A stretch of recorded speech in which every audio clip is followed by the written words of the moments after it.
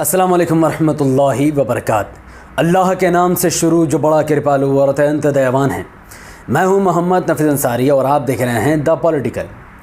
हमारे देश का आज़ाद भारत का पहला देशद्रोही विनायक दामोदर सावरकर, जिसने हमारे देश के झंडे को मान्यता देने से इनकार कर दिया था, ऐसे कायर सावरकर के मुद्दे पर एक बार फिर देश की सरकार भारतीय जनता पार्टी और देश की एक बड़ी लोकप्रिय पार्टी AIMIM एक बार फिर आमने सामने आ चुकी है।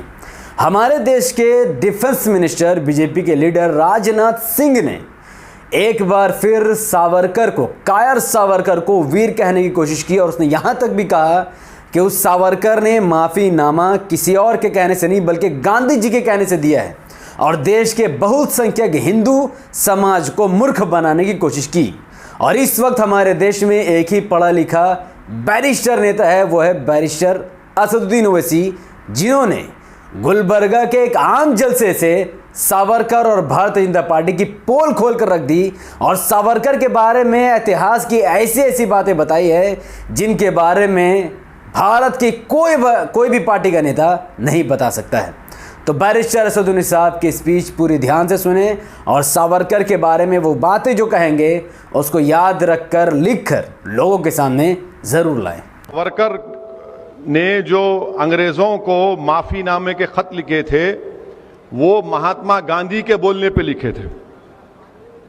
आप उलमाए कराम यहाँ पर मौजूद हैं, अल्लामा फजल खैराबादी रहमतुल्लाह अलैह हो या मौलाना हुसैन अहमद मदनी रहमतुल्लाह अलैह हो, ये माल्टा की जेल में थे, वो अंडमान की जेल में थे। कोई भी एक ख़त इनका नहीं बता सकता कि उन्होंने अंग्रेज़ों से माफ़ी की भीख मांगी। कोई नहीं बता सकता, कोई नहीं बता सकता। अब ये जो मोहतरम है सावरकर, ये जेल में गए 1911 को। कब गए जेल में? जुलाई 4, 1911 को गए। ये जरूरी है बोलना क्योंकि रिकॉर्ड हो गया तो दिखाते टीवी वाले, इन्हें एक और भड़काऊ भाषण गुलबर्गा में दे गए बोल के। तो जुलाई 4, 1911 को उन्होंने जेल में डाले सावरकर को। अब राजनाथ सिंह ये बोल रहे कि महात्मा गांधी खुद उनको ये बोले कि आप अंग्रेजों को एक खत लिखो, मर्सी पिटीशन लिखो, माफीनामा लिखो। मैं राजनाथ सिंह साहब से पूछना चाह रहा हूं कि आपको ये झूठ बोलने के लिए किसने मजबूर किया? 4 जुलाई 1911 को जब सावरकर को अंग्रेज गिरफ्तार करके काला पानी अंडमान में रखे, गांधी भारत में नहीं थे, साउथ अफ्रीका में थे राजनाथ सिंह साहब।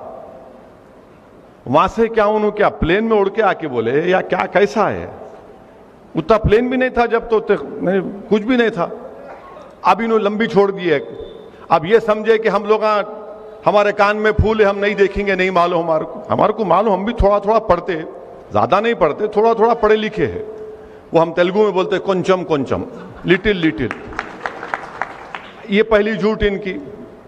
अब दूसरी बात यह है कि वो हो गया। फिर उसके बाद उन्होंने एक और माफीनामा लिखे नवंबर 14 को 1913 को, और तीसरा लिखे और महात्मा गांधी भारत को कब आए? जनवरी 9, 1915 को। माने 2 खत लिख चुके थे अंग्रेजों को सावरकर। अगर वो अंग्रेजी का खत आपके सामने पढ़ूंगा, उसका तर्जुमा करूंगा, तो ये जितने संघ परिवार के लोग हैं आग बिगोला हो जाएंगे। इतनी तारीफ कर रहे अंग्रेजों की, आप ऐसे हैं, आप दरिया दिल हैं, मेरे को माफ कर दो। अरे ये बात बोलते ही नहीं है। हां, यकीनन गांधी का खत है, गांधी ने खत लिखा था, गांधी ने खत का जवाब लिखा था। गांधी ने उस खत का जवाब लिखकर ये नहीं कहा गांधी ने अपने जवाब में सावरकर को कि बेटा तू माफी मांग ले जाके, नहीं कहा गांधी ने। गांधी ने खत मैं पढ़ के सुना देता हूं आपको।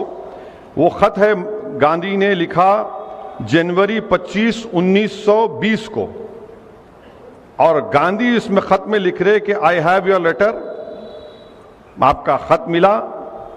It is difficult to advise you, बड़ी मुश्किल है आपको नसीहत का, आपको एडवाइस करना। मैं आपको I suggest however you are framing a brief petition setting forth the facts of the case, bringing out in clear relief the fact that the offense committed by your brother was purely political. Gandhi उनको ये मशवरा दे रहे कि आप एक petition अंग्रेजों को लिखो और जो जुर्म आपके भाई से हुआ ये बोलो कि वो सियासी जुर्म था. I suggest this in order that it would be possible to concentrate public attention on the case. Meanwhile, अरे गांधी कहां बोल रहे इसमें कि माफी मांगो.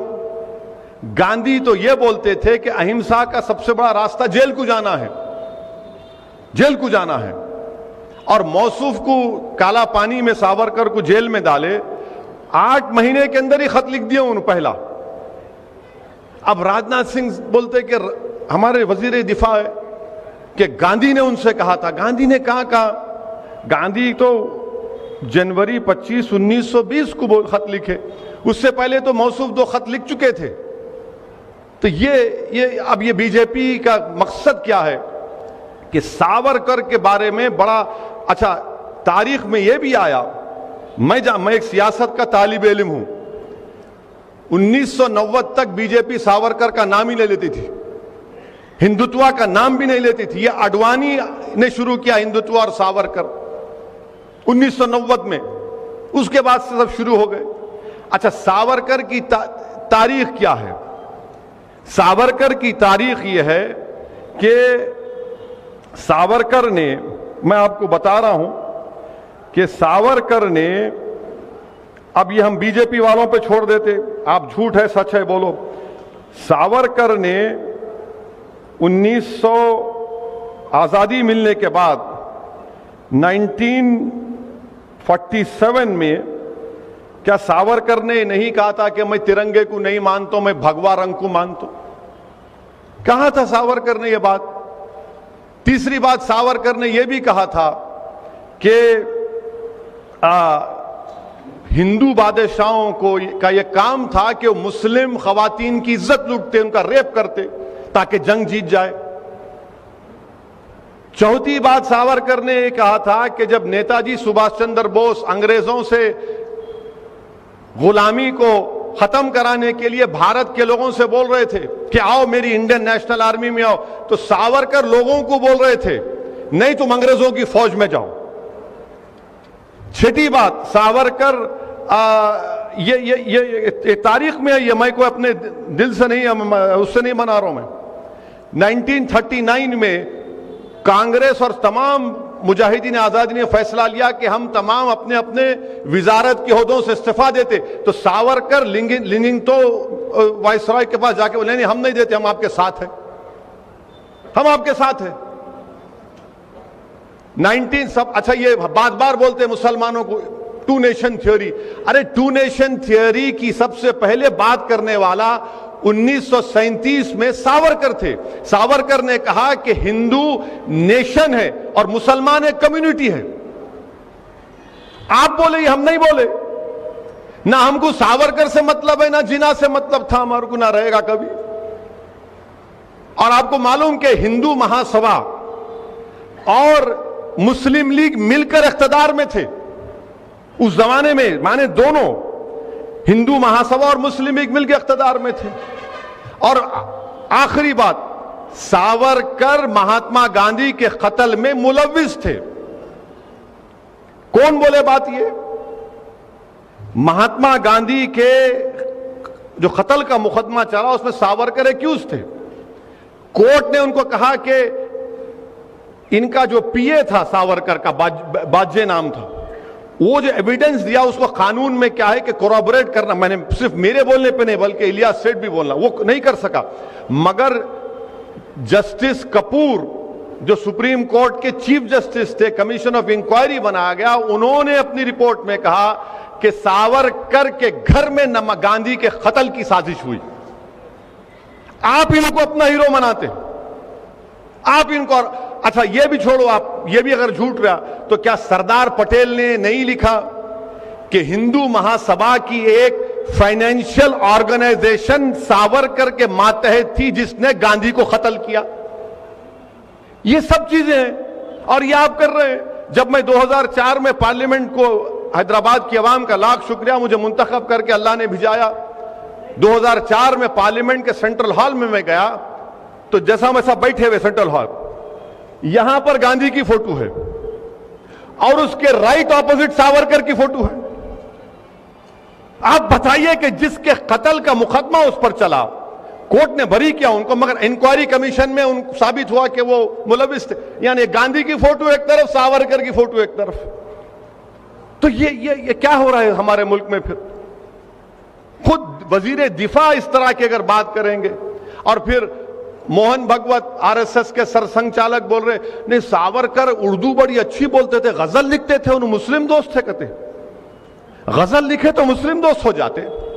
आज मीडिया वाले में से पूछे, मिला तुम्हारे इनको तारीख नहीं मालूम। महात्मा गांधी के कत्ल का जो एफआईआर था, वो एफआईआर भी उर्दू में लिखा गया था। एफआईआर भी उर्दू में लिखा गया था कि मुल्जिम 1, मुल्जिम 2, दफा 302। सावरकर ने उर्दू से नफरत का इजहार किया था, वो भी रिटर्न है। ये लोग ये समझते कि कोई जानता नहीं है, अपनी लंबी लंबी झूठ छोड़ के निकल जाओ, कोई पकड़ेगा नहीं। अरे तो हम जानते ना, थोड़ा बहुत पढ़े, हम भी उलेमाओं की सोबत में उनके पैरों के पास बैठकर हम भी सीखे, हम भी जानते हैं। तो आज इनको आप बना रहे हैं कि उन्हें बड़े वो थे। अरे कहां थे भाई? गांधी के कत्ल में ये थे। सावरकर ने यह भी लिखा कि हिटलर ने जो जर्मनी में यहूदियों को खत्म किया वो सही था, क्योंकि यहूदी जर्मनी से अंदर नहीं मिल सके, एसिमिलेट नहीं हो सके। अरे फैसिज्म की तायीद करते थे और हमको सिखा रहे हैं। और सबसे बड़ी बात याद रखिए, बीजेपी और संघ परिवार, जो कांग्रेस के लोग भी आज सावरकर की तायीद करते हैं। खुल के बोलो नहीं मानते उसको। सावरकर ने अपनी किताब हिंदुत्वा लिखी। हिंदुत्वा में सावरकर ने लिखा कि मुसलमान इस मुल्क से मोहब्बत नहीं कर सकते, क्योंकि ये इनके बाबा की जमीन नहीं है, ना इनके लिए ये एक मुबारक सरजमीन है। अंग्रेजी का लफ्ज था कि ना ये फादरलैंड है ना ये होली लैंड। इनका तो होली लैंड मक्का और मदीना में। अरे मक्का मदीना को नहीं पूछते, मक्का मदीना को हम खुदा नहीं मानते, हम जमीन और आसमान के खालिक को खुदा मानते। यह हकीकत है। मगर ये इनकी किताब में लिखा हुआ हिंदुत्वा, इनकी किताब है, पढ़ने अगर पढ़ने का मौका मिला तो पढ़िए आप। बाज़ाब्ता बोल रहे वो, और ये बोल रहे कि मुसलमानों को यहां पर सर्विट्यूड में रहना पड़ेगा।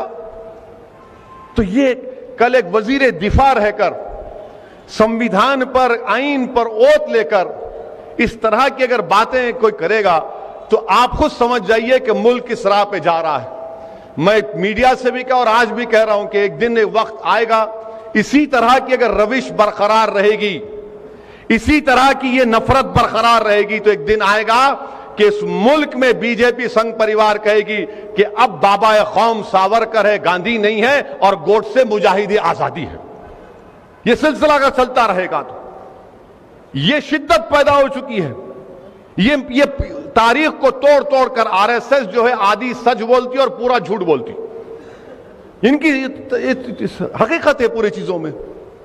तो मेरे अजीज दोस्तों और बुजुर्गों, ये मुल्क के हालात, और फिर हमारे मुल्क के हालात, सियासी हालात ये हैं कि कांग्रेस हो या समाजवादी हो या फिर ये दूसरे जो अपने आप को सेकुलर बोलते हैं, इनकी कोशिश ये है कि सबसे बड़ा हिंदू कौन है इस मुल्क में, सबसे बड़ा हिंदू कौन है इस मुल्क। तो बैरिस्टर असदुद्दीन ओवैसी साहब, इतने बड़े लीडर को चाहने वाले लोगों को लाखों सलाम, जो लोग ऐसे बैरिस्टर ओवैसी साहब को अपना नेता तस्लीम करते हैं और इमाम के लिए जान देने तक को रेडी है। और वो जुम्मन जो इस वीडियो को देख रहे थे, वो भी दिल से मानते होंगे कि ओवैसी से बड़ा लीडर भारत में कोई नहीं है और ओवैसी साहब जैसा नेता कोई हो भी नहीं सकता है। फिर भी वो जुम्मन एसपी, बीएसपी, कांग्रेस की गुलामी ही करते रहेंगे। तो ऐसे जुम्मनों के लिए मैं कुछ नहीं कर सकता हूँ। वेल, इस वीडियो को लाखों लोगों तक पहुंचाने के लिए इसको लाइक करें, इसके लिंक को व्हाट्सअप, फेसबुक, इंस्टाग्राम पर शेयर कीजिए। अपनी बातों को कमेंट पर रखिए कि आप बैरिस्टर असदुद्दीन ओवैसी साहब को किस स्टेट में रहकर चाहते हैं, कहाँ पर एमआईएम कहाँ तक पहुँची है, और आप जा रहे थे वहाँ पर एमआईएम का ज़मीनी स्तर क्या है। अपनी बातों को कमेंट पर ज़रूर रखें। हमारे यूट्यूब चैनल द पॉलिटिकल को सब्सक्राइब करें, बेल आइकन को हिट कीजिए। मुझे अपनी दुआ में याद रखें। बहुत बहुत शुक्रिया। अस्सलाम वालेकुम वरहमतुल्लाहि वबरकात। अल्लाह की सलामत रहमत बरकात आप तमाम भाइयों और बहनों पर हो। मैं अल्लाह भी पीस अपॉन अस।